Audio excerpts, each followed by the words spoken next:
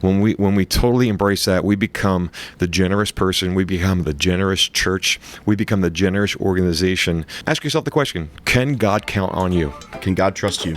Let's embrace generosity. Yeah. I love it.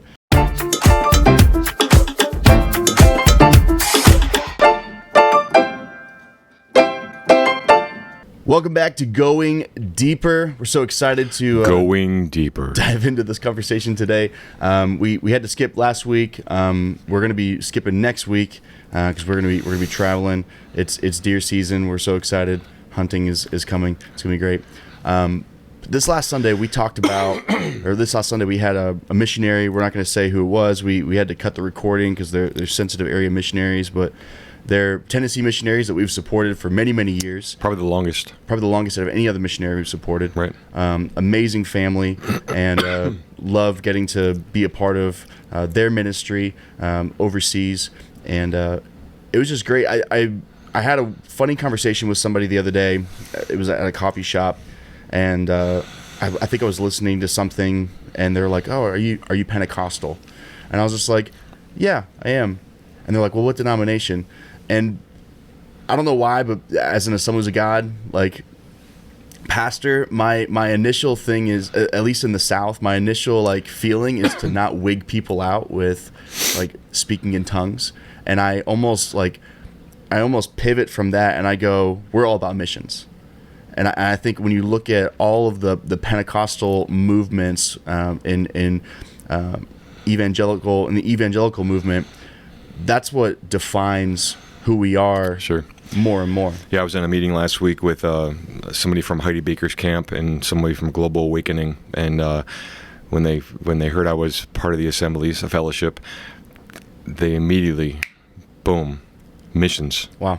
It's all about missions. Wow. And that's really why and how we were founded back in 1914 and at a hot springs, and we've been a missions movement for years. We get people on the ground, we get people in countries, we provide from the students providing vehicles to women and men, Life of the Lost, Speed the Light, BGMC, all those different areas. It really is a part of our culture. And like you said, I can remember as a kid doing BGMC, putting money into a Buddy Barrel. I can remember Speed the Light, raising money for vehicles. It's ingrained so much in who we are. Why is it that missions is really at the forefront of who we are from a biblical standpoint? Well, I mean, it's a great commission, go into all the world and preach the gospel. We can't always go. I emphasize here the congregation here at Full Life. We're going to do missions trips. Our goal is that every student get a chance to take a missions trip before they graduate high school. Yep. And I just think that supporting our missionaries and providing a way for them to reach where God's hands extended. Obviously, there's a work here in the States, in the 50 nifty United States, but when it comes down to it, as we put boots on the ground in different countries, different ministries, it gives us a worldwide perspective. Yeah. One of the things that we showed a video of some of our missionaries, Joel Marbert was in that video. He made a comment, and then the missionaries that spoke made a really great comment about, biblically speaking, this is one of the missions of God that requires partnership. It requires goers and senders. And, right. And why is that? Well, you got to have both. You got to have a foundational piece, and it's kind of like the local church. I mean, the local church, we understand that God owns the cattle on 1,000 hills, and yet He provides it through His people. And I made a comment yesterday, receiving tithes and offerings, but it's not always about equal giving, but it's about equal sacrifice. Right. And so, the widow's mite, she gave away tomorrow. She gave away everything as she gave, and we could give equal to the widow's mite, but it could be just a drop in the bucket for us. But so God's looking at our heart. God's looking at what we're storing up here on earth versus what we can't take it with us. Number one, He's coming soon, and everything we do in that direction is really for kingdom purpose. Yeah, I was trying to talk to somebody about this the other day. It's so easy sometimes as a church to give to big projects. because there's kind of an end goal, end result. Like, we want to raise $100,000. Okay, when we get $100,000, we win. You know, it's like, it's this big, like, hurrah, hooray, this is a great thing. But I think what creates those projects and opportunities is the boots on the ground. Right. It's the missionaries that we're supporting on a regular basis. Right. Why is it, like, I guess from a mindset, why is it easier to give the projects and sometimes harder to give to missionaries? Obviously, projects are inspirational. We see a need. Years ago, we raised money for curriculum that was going to be brought into a communist country, and we almost had to stop receiving to an extent because there was so much that came in, right. and there was so much provision, and those are great moments. But when we do faith promises, I know it's an old school terminology, but there's so many things in life that we're not putting our faith to. It's like, what do I feel comfortable with? I feel comfortable with my lawn being cut. I feel comfortable with 2 or 3 Starbucks a week. I feel comfortable with a lot of different things. Yeah. But God's looking for us willing to deny ourselves, take up a cross daily, follow Him, and looking for us willing to make the investment. And sometimes it's going to hurt. I've always seen, though, when we purpose in our hearts that we're going to, I'm going to take a step. I talked to your mom, Kim, yesterday, and I was like, I actually asked her, I'm like, well, how much do we give to missions now? I had the conversation. I turned to her and she told me, and I'm like, wow. I actually didn't realize how much we gave a monthly, above and beyond our tithe. And because I was thinking, whatever it is, I want to double. And I'm like, kind of a pucker up moment of, oh my goodness. But at the same time, it's kind of like, what? God has, I didn't know it was going. It's always just been part of who we are. Yeah.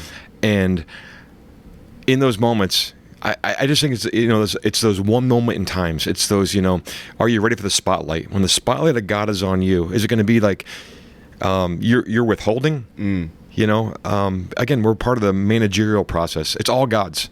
And it was probably said three or four times yesterday, if God will get it to us, will He get it through us? Yeah. And let it be said of us, God, get it to me and you'll get it through me. Yeah. And because what happens is we get sticky fingers. Oh, I need this, I need that. God bless Amazon. God bless, all these companies that we at our fingertips, but let us not lose our focus as God's people, that we are to see the earth covered with His glory. Yeah. And He is providing for us, God bless, God's children, that we can then in return give. Yeah.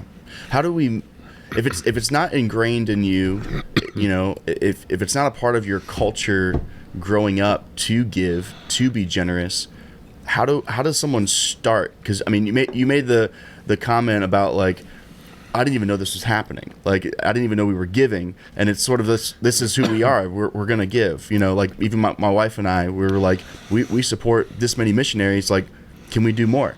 Right. And it was funny because the text message back and forth was it wasn't a can we? It was a, okay, let's do it. Let's start now. Right. And I don't know. I guess the question is, how does someone start? We have to have the mentality that what we have really doesn't belong to us. Yeah. It's God's. Yeah. It's God's, and we start somewhere. There's arguably people can go from Old Testament to New Testament as far as tithe and offering. And I think the ceiling was broken come New Testament in Jesus, of giving to needs, providing. And you got two jackets, give one away. Yeah. And my goodness, we cleaned our closets out a few weeks ago.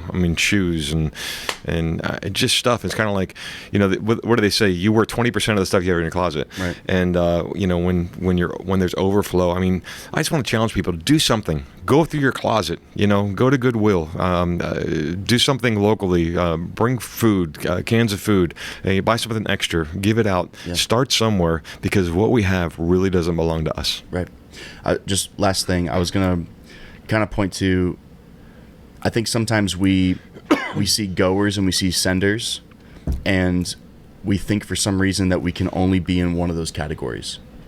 And so like I know a lot of people that they serve in a church, or they go and they do a lot of ministry, but they don't actually give. They don't sacrifice in their finances, or vice versa. They sacrifice their finances. They give, they tithe, they give above and beyond, but then they never actually go and do anything with their hands. Right. How can we sort of teach proper missiology in our churches and to our people? I think ultimately the mentality of I will invest what I have, and I'm not going to hide it. And so I understand that some people are blessed financially, and maybe what Kim and I do, it's nothing for them. They can do 3 times that amount, and it's kind of like, it's whatever. I think we need to find our sweet spot. I think everybody's made differently. We all have spiritual gifts. We all have different giftings, and what's meaningful for the time. Over the years, we've had different people in the church that have come to me and said, Pastor, if there's ever a financial need, just let me know. And so I understand people want to give to projects. At the same time, I want people to give through obedience. And the end of the day is, if we're just obedient to the Word of God with our tithes, I think everything would be taken care of beyond what we ever imagined. If you look at the local church, you look at just across the board of how that has panned out. I think a crazy figure, I think there's maybe 3% of finances of tithing coming in across the board in churches. And let it not be said that we have withheld from a giving God.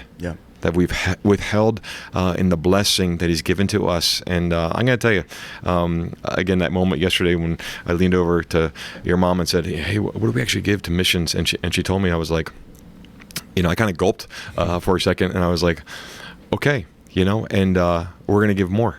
And I've seen it time and time again. God just continues to bless. And it's not always the check in the mail. It's not always, but sometimes it is. But it's your tires go further. It's the bruise instead of the break. It's the moments that God shows up, He shows off, and we give Him all the glory. And I want to live in that blessing. I want to walk. I do not want to withhold.